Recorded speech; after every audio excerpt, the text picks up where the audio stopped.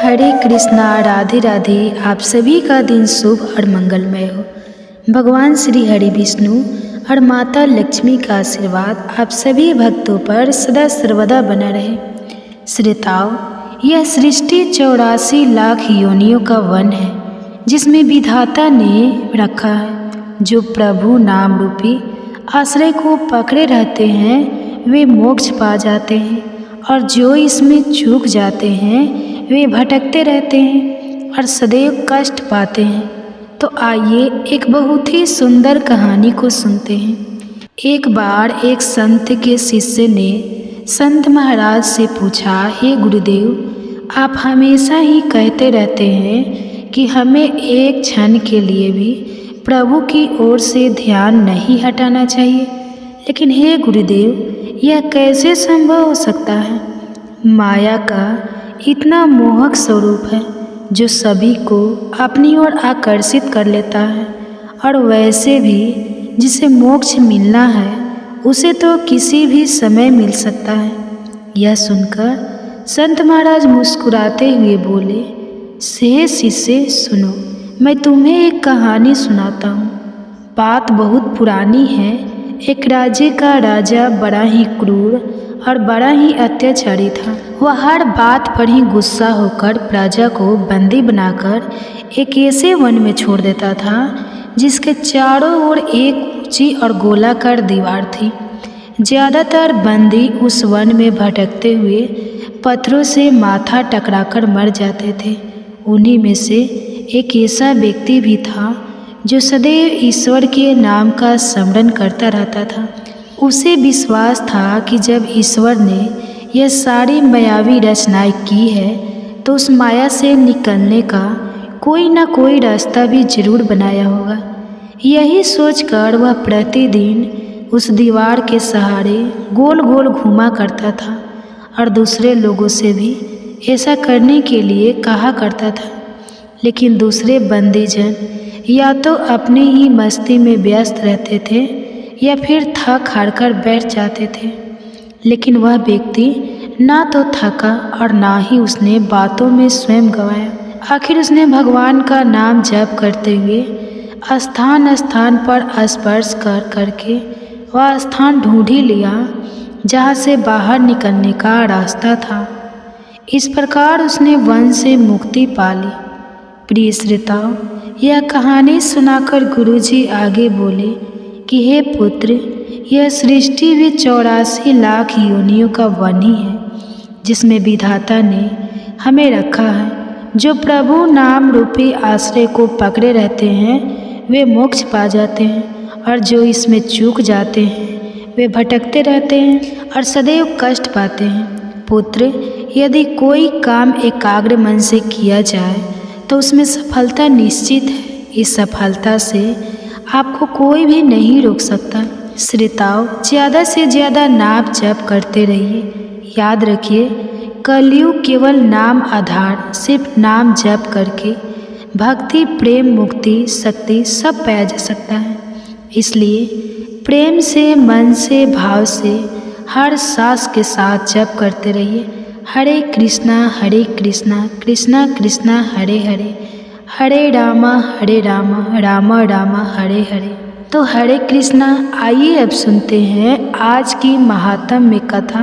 पिछले अध्याय में आपने भागवत गीता का पाठ सुना था, तो अभी भी आप भागवत गीता का पाठ ही सुनेंगे। कहते हैं कि त्याग कर्म कर नहीं, बल्कि कर्म के फल किया जाना चाहिए। वह सत्व, रजस और तमस के अनुसार 3 प्रकार के कर्म, 3 प्रकार के ज्ञान, 3 प्रकार के कर्ता, 3 प्रकार की बुद्धि, 3 प्रकार के सुख के बारे में विस्तार से बताते हैं। मनुष्य के स्वभाव और सधर्म द्वारा नियुक्त किए गए ब्राह्मण, क्षत्रिय, वैश्य, शूद्र के गुणों तथा कर्तव्यों का वर्णन करते हैं। कर्म, योग और परम सिद्धि, सर्वोत्तम भक्ति, संकटों को पार करने के उपाय बताते हुए श्री भगवान अर्जुन को अपनी शरण में लेने का अवशासन देकर अपना उपदेश समाप्त करते हैं। अर्जुन केशव से पूछते हैं, केशव, मैं संन्यास और त्याग के बारे में जानना चाहता हूँ। इन दोनों में क्या अंतर है, मुझे समझाइए। श्री भगवान अर्जुन को समझाते हुए कहते हैं, सुन पार्थ, इच्छा द्वारा प्रेरित सभी कर्मों को पूरी तरह त्याग देना ही संन्यास कहलाता है।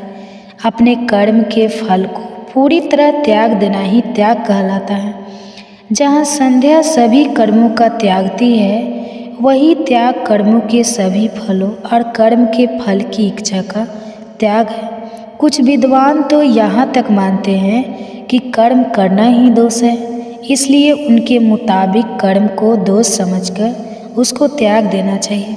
जबकि कुछ विद्वान मानते हैं कि यज्ञ, दान और तप जैसे कर्मों का त्याग नहीं करना चाहिए। अब तो त्याग के बारे में सच्चाई को सुन। त्याग 3 प्रकार का बताया गया है, लेकिन यज्ञ, दान और तप जैसे कर्मों का त्याग कभी भी नहीं करना चाहिए, बल्कि उन्हें करते ही रहना चाहिए, क्योंकि यह 3 कर्म उनके द्वारा करने वाले बुद्धिमान लोगों को पवित्र करने वाले होते हैं। लेकिन इन कर्मों को भी इनके प्रति इच्छा लगा और कर्मों के फल की इच्छा के बिना ही करते रहना चाहिए। यह मेरा सुनिश्चित और अंतिम फैसला है। इसी भी करने विक्रम का त्याग बिल्कुल भी उचित नहीं है। अपना नियम, कर्तव्य और धर्म कभी भी त्यागना नहीं चाहिए। अज्ञान के कारण किया गया कर्म का ऐसा त्याग तामसी कहलाता है।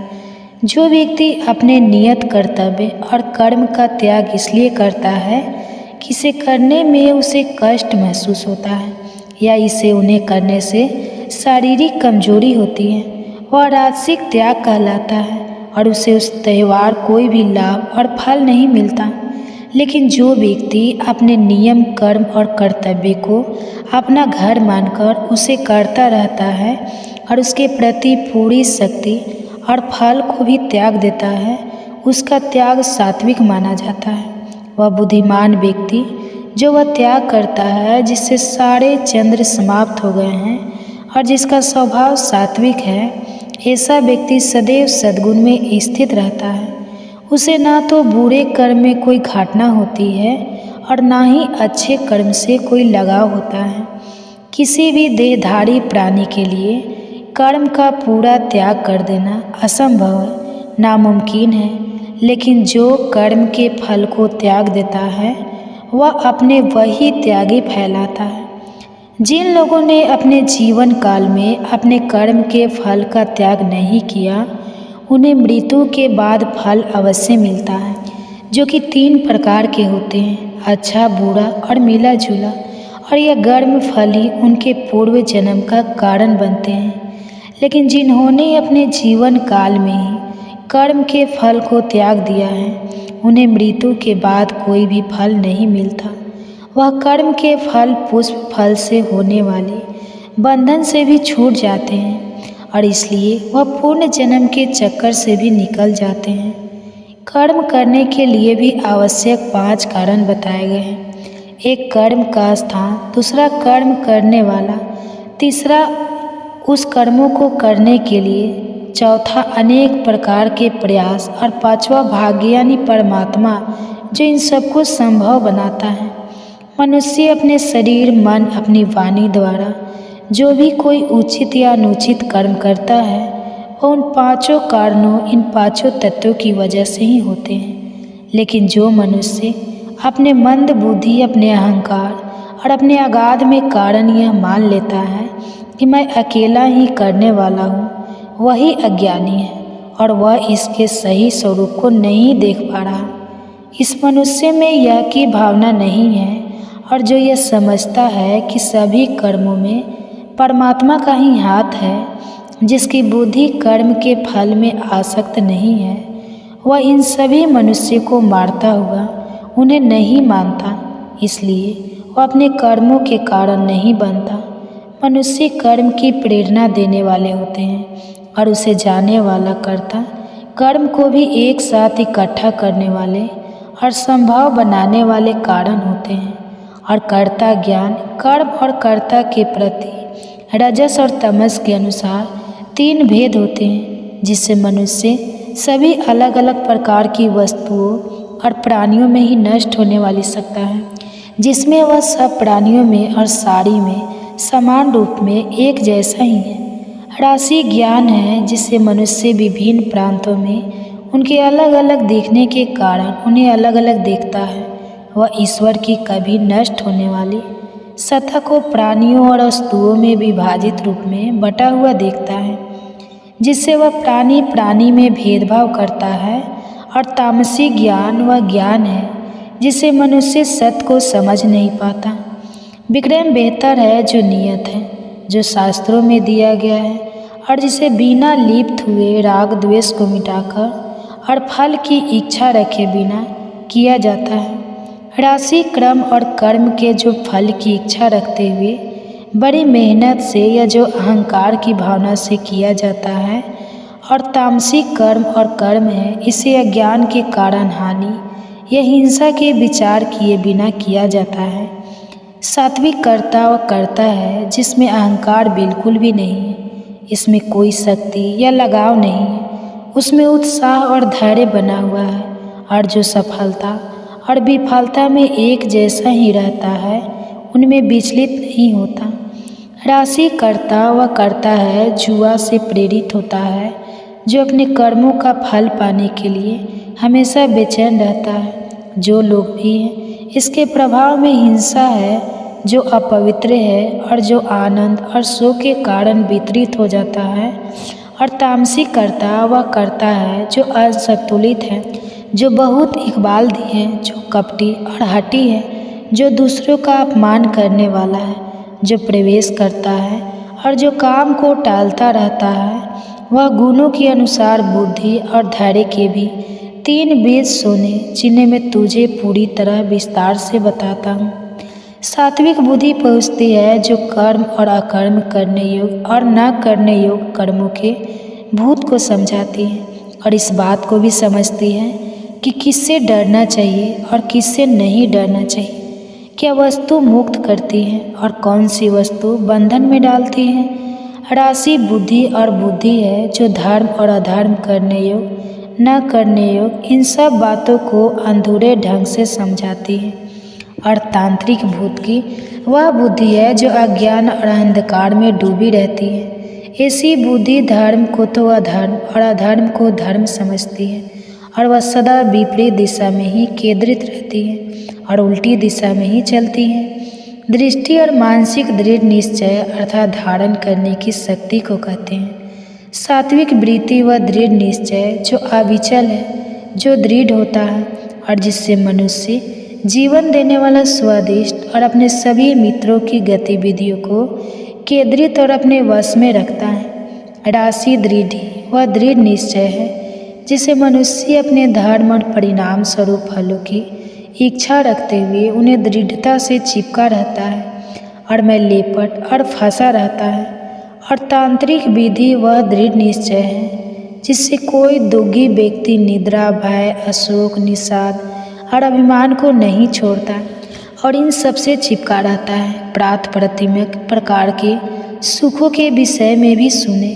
7 भिक्षुक वह सुख है जो आत्मा को समझ लेने से होता है। इनमें मनुष्य लंबे समय तक सुख का अनुभव करता है। सात्विक की शुरू में तो विशेष अच्छा होता है, लेकिन अंत में अमृत जैसा हो जाता है। राख वह सुख है जो इंद्रियों के विषयों के सुयोग से उन्हें भोगता रहता है, उन्हें भोगने से होता है। ऐसा सुख शुरू में तो अमृत लगता है, लेकिन अंत में विशाल हो जाता है। और तामसिक सुख तो वह सुख है जो आरंभ और अंत दोनों में ही आत्मा को भ्रम में डाले रखता है। यह अनिद्रा आलस से, अज्ञान से उत्पन्न होता है। तीनों लोकों में स्वर्ग के देवताओं समेत कोई भी ऐसा प्राणी है जिसमें यह तीनों गुण ना हो। प्रकृति से उत्पन्न इन तीनों गुणों से युक्त ब्राह्मण, क्षत्रिय, वैश्य और अधर्म के गुण और कर्म भी उससे स्वभाव से उत्पन्न गुण अलग अलग प्रकार में विभाजित किए गए हैं। ब्राह्मणों के सर्वगुण हैं शांति, प्रियता, आत्मसंयम, तपस्या, पवित्रता, सहजता, सहनशीलता, सत्य, निष्ठा, ज्ञान, विज्ञान तथा धर्म।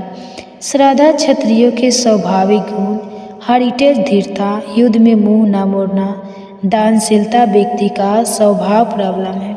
केशव कहते हैं, अर्जुन तू यह सुन कि किस तरह अपना कर्म करते हुए मनुष्य सीधी को पा लेता है। अपने स्वाभाविक और स्वभाव वाले धर्म का पालन करना ही उस परमात्मा की उपासना करना है जिस परमात्मा के सभी प्राणियों उत्पन्न होते हैं और जिससे यह सारी सृष्टि में व्याप्त है।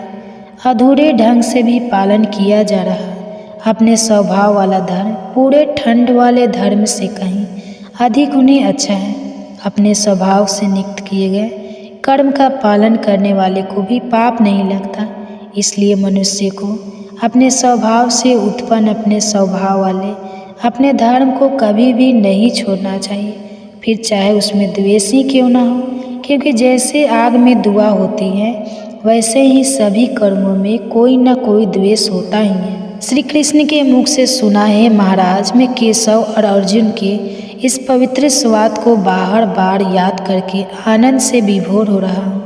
और जब जब मैं हरि के उस अद्भुत रूप को याद करता हूँ मैं और पुलकित होता हूँ। यहाँ योगेश्वर श्री कृष्ण है और जहाँ धुनीधारी पार्थ है वहाँ कल्याण इस वर्ष विजय पर चलती भी वहाँ अवश्य ही रहेगी। यह मेरा पक्का विश्वास है। इसी के साथ भगवत गीता के 18वें अध्याय के साथ संपूर्ण भगवत गीता का भी अंत होता है। आपको हमारे द्वारा किया गया यह यत्न कैसा लगा कमेंट्स में हमें लिखकर जरूर बताएं। भारत संबंधी वीडियो देखने के लिए हमारे चैनल को सब्सक्राइब जरूर करें। भगवान सत्य, रजस और तमस इन तीनों गुणों के अनुसार 3 प्रकार की श्रद्धा, 3 प्रकार के भोजन, 3 प्रकार के और 3 प्रकार के दान के बारे में बताते हैं और उनसे पूछते हैं कि जो लोग शास्त्रों के विधान से हटकर लेकिन अपनी पूर्ण श्रद्धा से करते हैं उनकी क्या स्थिति होती है। उनकी श्रद्धा सात्विक, राजसिक या भगवान अर्जुन यह सुनकर उत्तर सभी प्राणियों की श्रद्धा उनके अनुसार सात्विक, राजसिक या तामसिक होती है। प्रत्येक प्राणी की था उसके अंतःकरण के अनुरूप होती है। जिसकी जैसी शीघ्र है उसकी वैसी वाणी होती है।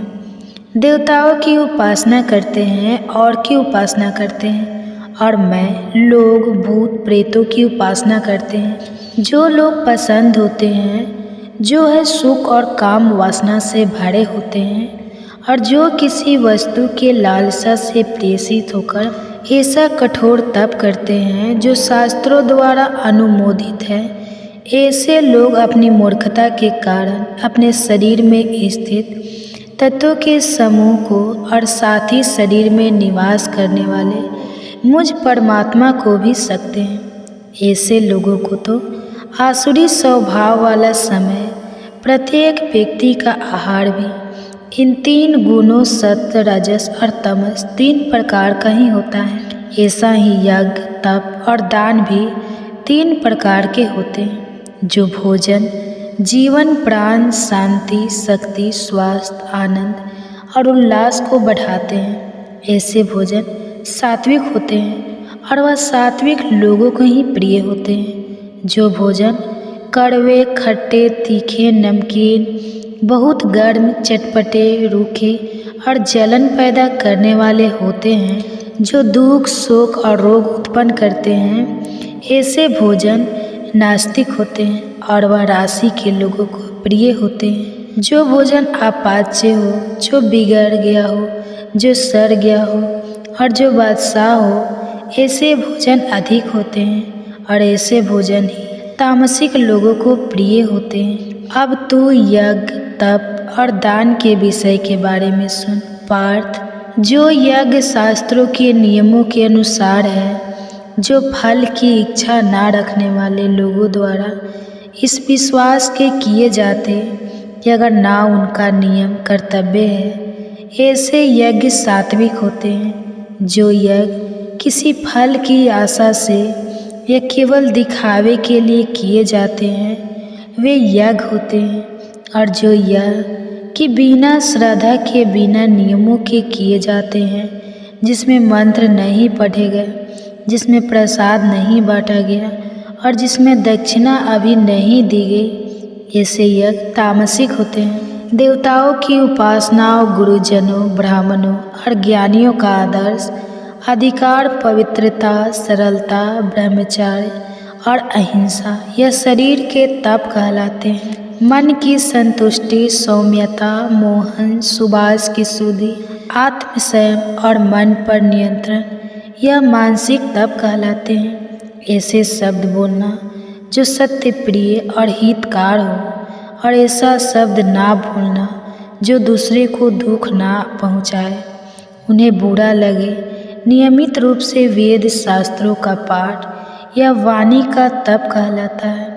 यदि यह तीनों शरीर, मन और वाणी का तप संतुलन मन वाले व्यक्ति द्वारा फल की इच्छा रखे बिना पूरी श्रद्धा से किया जाए तो यह सात्विक तप कहलाते हैं। यदि तप सत्कार, सम्मान और प्रतिष्ठा पाने के लिए, दिखावे के लिए किए जाते हैं तो वह राजसिक तप कहलाते हैं, जो कि अस्थिर और अस्थायी होते हैं। और यदि आप मूर्खतापूर्ण, दूर आग्रह के साथ अपने आप को कष्ट देकर या दूसरे को हानि पहुंचाने के इरादे से किए जाते हैं, वह तामसिक तप कहलाते हैं। जो दान इसी प्रतिफल की आशा से या विषय में कोई लाभ मिलने की आशा से दिए जाते हैं और जिस दान को देने में कष्ट और क्लेश होते हैं, ऐसे दान राशि दान कहलाते हैं।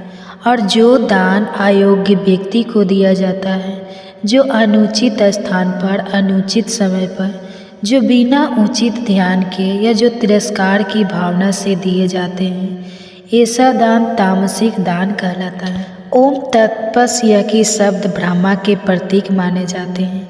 आधुनिक काल से ही इनके द्वारा ब्राह्मण में यज्ञों का विधान किया गया है। इसलिए ब्रह्मावादी लोगों द्वारा शास्त्रों में बताए गए यज्ञ, तप और दान की क्रियाएं हमेशा ओम शब्द का उच्चारण करके विधि अनुसार आरंभ की जाती है।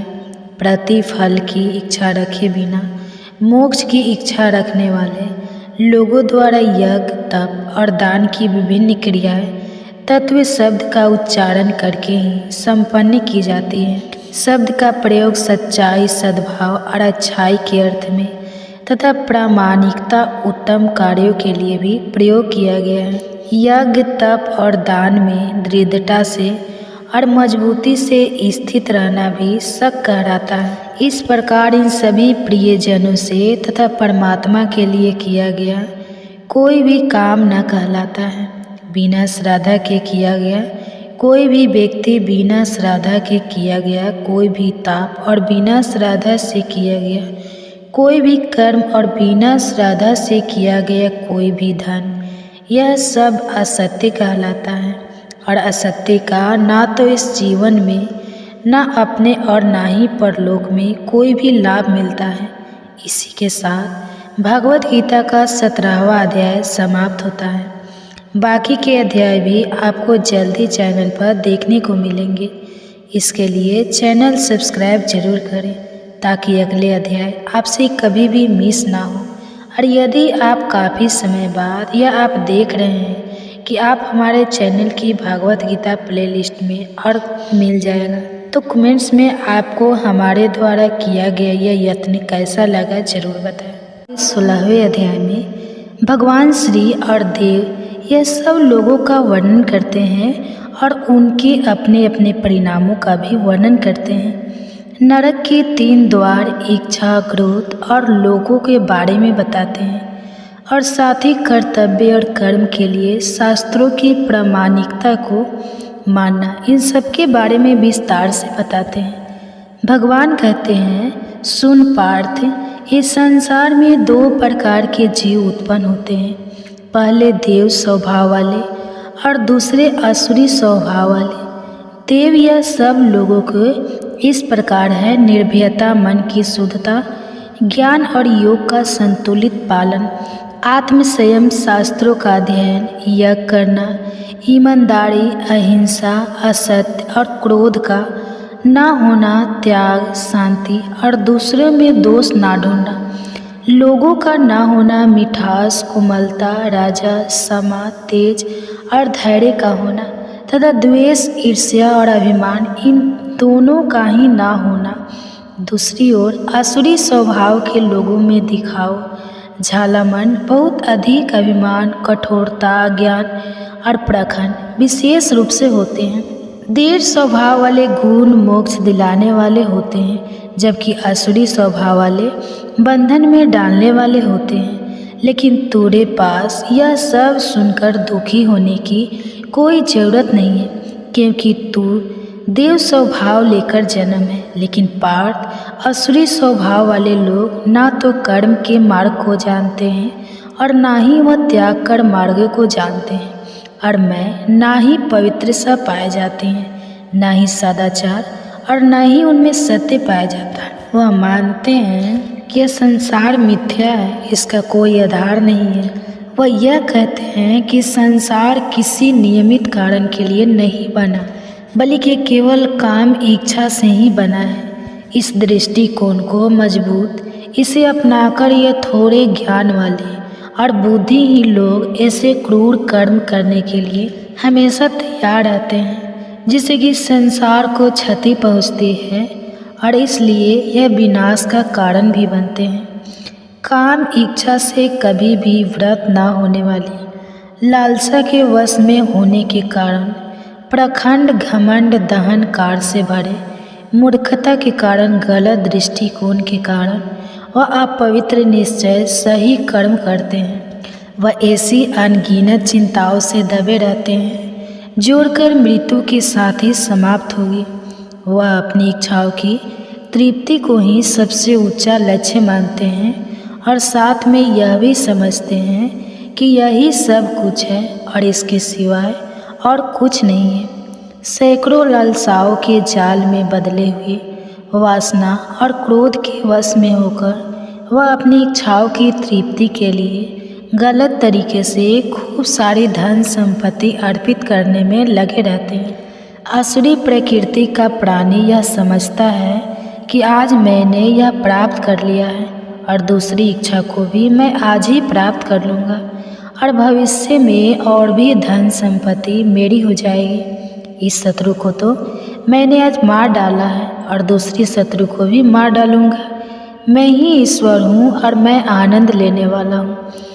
नहीं बलवान हूँ, मैं सुखी हूँ, मैं धनवान और ऊंच कुल में जन्मा हूँ। मेरे बराबर का और कोई नहीं है। मैं यज्ञ करूँगा, मैं आनंद मना लूँगा।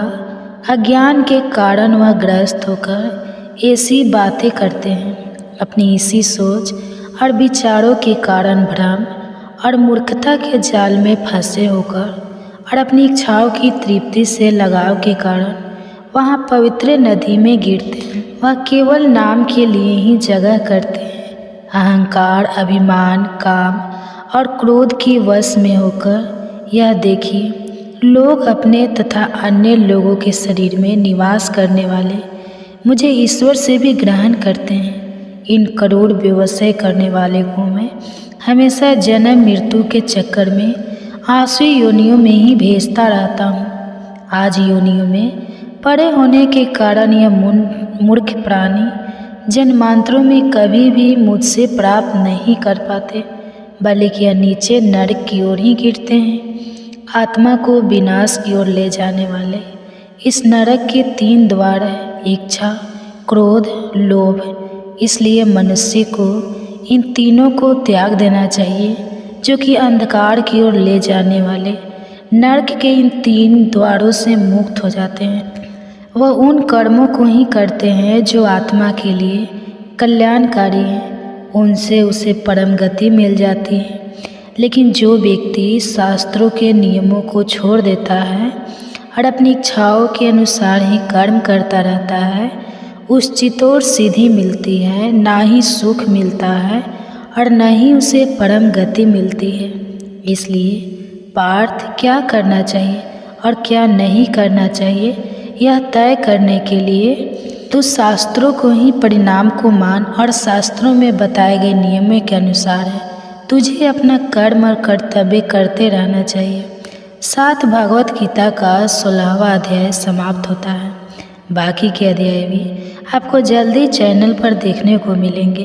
इसके लिए चैनल को सब्सक्राइब जरूर करें ताकि अगले अध्याय आपसे कभी भी मिस ना हो।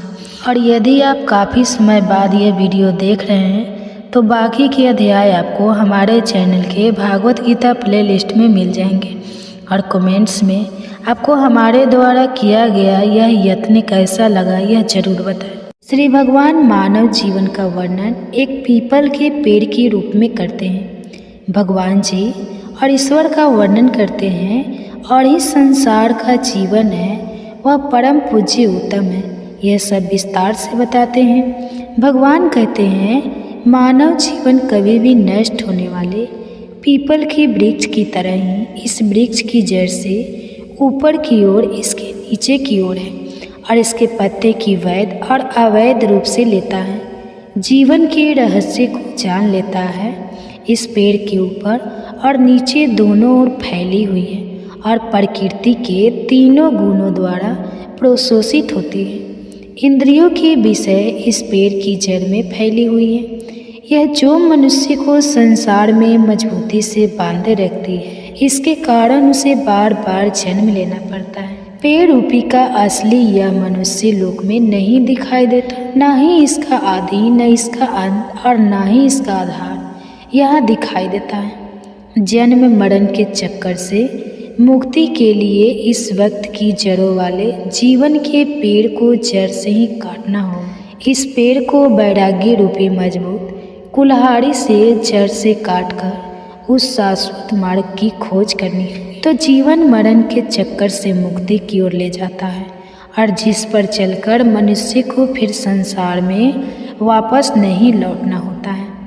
मनुष्य को उस विश्व आत्मा, उस परमात्मा में शरण लेनी चाहिए जो कि इस सारी सृष्टि का मूल अधिकार है। जिन लोगों ने अभिमान और मुहूर्त जीत लिया है उन्होंने इन दोनों से छुटकारा पा लिया है। इन्होंने शक्तियों जैसे दोस्तों भी जीत लिया है जो हमेशा अपनी आत्मा में ही निवास करते हैं। जिन्होंने सुख दुख आदि द्वंद्वों ने दुविधाओं को समझकर इनसे मुक्ति पा ली है और दिन की इच्छाएं भी खत्म हो चुकी हैं, वह उस सनातन पद तक पहुँच जाते हैं। यश सूर्य चंद्रमा और अग्नि के प्रकाश से भी अधिक तेज है और में पहुंचकर जीव को फिर कभी संसार में वापस नहीं लौटना होता। वही मेरा परम धाम है। मुझे अविनाशी का एक छोटा सा ही अंश भी बनना रहता है और जीव बनकर वह जीवन के संसार में पांचों इंद्रियों और उनके साथ मन को अपनी ओर खींच लेता है।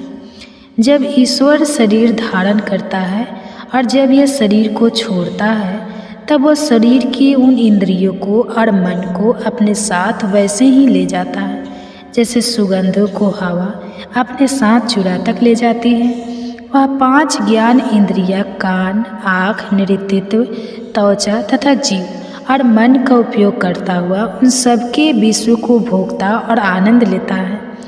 जब ईश्वर रूपी आत्मा शरीर छोड़ती है, जब वो उसमें रहती है, उस समय मूढ़ और अज्ञानी लोग अपने अंदर निवास करने वाली इस आत्मा को देख नहीं पाते, लेकिन जिनकी ज्ञान की आंखें खुली हुई है वह इसे देख पाते हैं। सही तरीके से और पूरी तरह से साधना में लगे हुए योगी ही अपने अंदर स्थित, अपने अंदर निवास करने वाली उस आत्मा को देखते हैं। लेकिन अज्ञानी और क्वेक्शन ही लोग कोशिश करने के बावजूद भी उस आत्मा को देख नहीं पाते। सारे संसार को प्रकाशित करने वाले सूर्य का तेज भी मेरा ही तेज ही है। वही चंद्रमा और अग्नि में जो तेज है वह भी मेरा ही तेज है। पृथ्वी लोक में प्रवेश करके अपने प्राण शक्ति द्वारा मजदूरों को धारण करता है। सभी प्राणियों के शरीर में जीवन की पाचन अग्नि बनकर उनके अंदर आने और बाहर निकलने वाले श्वासों में मिलकर मैं चारों प्रकार के अंगों को मैं पहचानता हूँ। मैं सभी के हृदय में निवास करता हूँ, मैं सभी के दिल में भी रहता हूँ। मुझसे ही स्मृति और ज्ञान होते हैं और मैं ही उनमें होने वाले प्रभाव का विनाश भी करता हूँ। वास्तव में मैं ही वह हूँ जिसको कि सभी वेदों द्वारा जाना जाता है। मैं ही वेदों का ज्ञान हूँ और मैं ही वेदांत का बनाने वाला हूँ और मैं ही वेदों को जानने वाला हूँ। इस संसार में दो प्रकार के जीव उत्पन्न होते हैं, नश्वर और अनश्वर। अर्थात जो नष्ट होने वाला है और जो कभी भी नष्ट नहीं हो सकते। इस भौतिक जगत के सभी जीव नश्वर है और ना बदलने वाली आत्मा अनश्वर है। लेकिन इन दोनों से भी परे एक और सर्वव्यापी आत्मा है जिसे परमात्मा कहते हैं। वह परमात्मा अमृत ईश्वर के रूप में तीनों लोकों में प्रवेश करती है और उन लोगों का पोषण भी करती है। लेकिन मैं दोनों नश्वर और अनश्वर से भी ऊपर और सबसे श्रेष्ठ हूँ, इसलिए संसार में मैं ही पुरुषोत्तम माना जाता हूँ। जो कोई बिना पसंद है मुझे पुरुषोत्तम को इस प्रकार जान लेता है, समझ ले कि उसने सब कुछ जान लिया है और वह अपने संपूर्ण अस्तित्व से मेरी उपासना करता है। इस प्रकार पार्थ, मैंने तुझे सबसे अधिक रहस्य वाला ज्ञान बता दिया है, जिसको कि जानकर मनुष्य ज्ञानी बन जाता है। उसके सभी कर्म और कर्तव्य पूरे हो जाते हैं और वह अमर होकर परम गति को प्राप्त कर लेता है। इसी के साथ भागवत गीता का 15वां अध्याय समाप्त होता है। बाकी के अध्याय जल्दी आपको चैनल पर देखने को मिलेंगे। इसके लिए चैनल को सब्सक्राइब जरूर करें ताकि अगले अध्याय आप देख सकें। अध्याय आपको कैसी लगी कमेंट्स करके ज़रूर बताएं। तीनों गुणों पर इनसे मिलने वाले फलों के बारे में बताते हैं और जो कोई भी इन 3 गुणों से ऊपर उठ जाता है उसकी विशेषताएं बताते हैं। भगवान कहते हैं, पार्थ, अब मैं तुझे सभी ज्ञानों में से जो भी सबसे सर्वश्रेष्ठ ज्ञान है वह ज्ञान बताता हूँ, जिसको कि जाने से सभी ऋषि मुनि इस संसार से ऊपर उठकर परम गति तक पहुँच गए हैं। इस ज्ञान का सहारा लेकर और मेरे स्वरूप वाला और मेरे जैसा ही बनकर वह सृष्टि के आरंभ में ना तो जन्म लेते हैं और ना ही प्रलय आने पर विलीन होते हैं। महान ब्रह्मा मतलब प्रकृति मेरा गर्व है और इसी से मैं भी डालता हूँ, जिससे यह सभी वस्तुएं ऊर्जा उत्पन्न होते हैं। जहाँ कहीं भी जिस किसी भी योनि में जो कोई भी रूप उत्पन्न होता है, महान ब्रह्मा ही उन सब की मूल योनि है। अर्थात अच्छाई, आवेश और आलस्य प्रकृति से ही उत्पन्न होते हैं। उन्होंने ईश्वर आत्मा को शरीर में बांध कर रखते हैं। यह 3 सद्गुण निर्मल और विकार रहित है। यह प्रकाश करने वाला है और पाप कर्मों से मुक्ति दिलाने वाला है।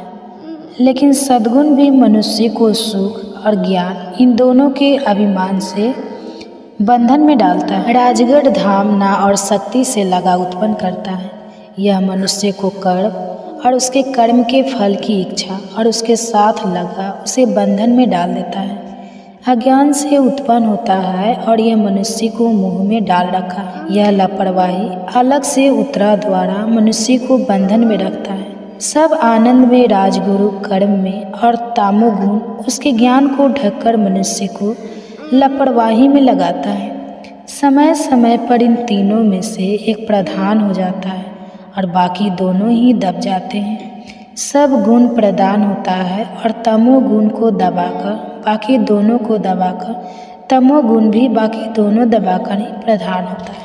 जब ज्ञान का प्रकाश, विवेक, शक्ति और चेतना यह सब मनुष्य के शरीर और इसकी इंद्रियों में दिखने लगती है, तब समझना चाहिए कि तमोगुण बढ़ रहा है। जब वह कर्म, काम, अशांति और बहुत अधिक लालसा मनुष्य में मन, तब समझना चाहिए कि उसमें राजगढ़ रहा है। जब मनुष्य में प्रकाश का अभाव होने लगे, जब लापरवाही, आलस्य और यह सभी मनुष्य में उत्पन्न होने लगे, तब समझना चाहिए कि उसमें तमोगुण बढ़ रहा है। सुन पार्थ, मनुष्य की आत्मा उसके शरीर के मरने के बाद कहाँ जाएगी, इस बात पर निर्भर करती है उसकी मृत्यु किस दिशा में होती है। अगर उसकी मृत्यु उस दशा में हो जब सद्गुण प्रधान हो, तब उसकी आत्मा को जाने वाले लोगों में जाएगी, और यदि उसकी मृत्यु हो जब राजोगुण प्रधान हो, तब उसकी आत्मा कर्म में लिप्त लोगों के बीच जन्म लेगी और उसकी मृत्यु को तब वन में जन्म लेगा। लोग अच्छे कर्म का फल साध्वी को निर्मल होता है। कर्म का फल, तामसिक कर्म का फल अज्ञानता और मूर्खता होती है।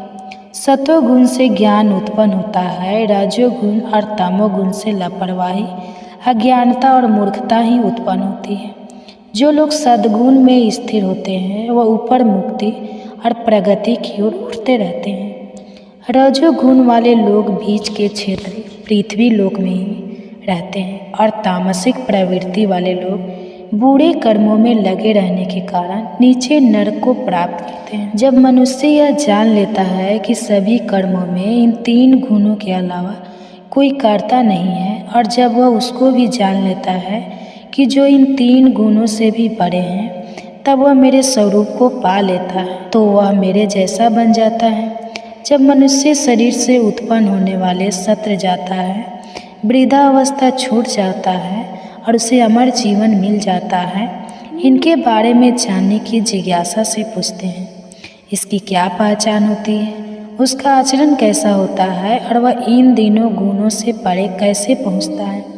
श्री भगवान अर्जुन को समझाते हैं, जो व्यक्ति अपने अंदर प्रकाश लगा और मुहूर्ता के उपस्थित होने पर, इन सब के मौजूद होने पर उन्हें बुरा नहीं मानता, और जब वह लुप्त हो जाए और जब वह ना हो तो उनकी कामना नहीं करता, सदा ही संतुष्ट, सदा इच्छा मुक्त, गुणों की समस्त प्रतिक्रियाओं से, गुणों के खेल से बिना उनसे विचलित हुए उनमें समभाव से बैठे रहता है, और जो है समझ लेता है कि केवल उनकी कर्म कर रहे हैं, और यह समझते हुए उन गुणों और उनकी क्रियाओं से अविचल और शांत भाव से अलग रहता है। जो दुख सुख को समान समझता है, जो अपनी आत्मा में ही स्थिर रहता है, उसमें ही टिका रहता हूँ। जो मिट्टी पत्थर की रात और सोना चांदी इन सबको समान समझाता है, अच्छी या बुरी वस्तुओं और परिस्थितियों में एक रहता है, उनको एक जैसा ही समझता है। जो मित्र और शत्रु के साथ एक जैसा ही व्यवहार करता है,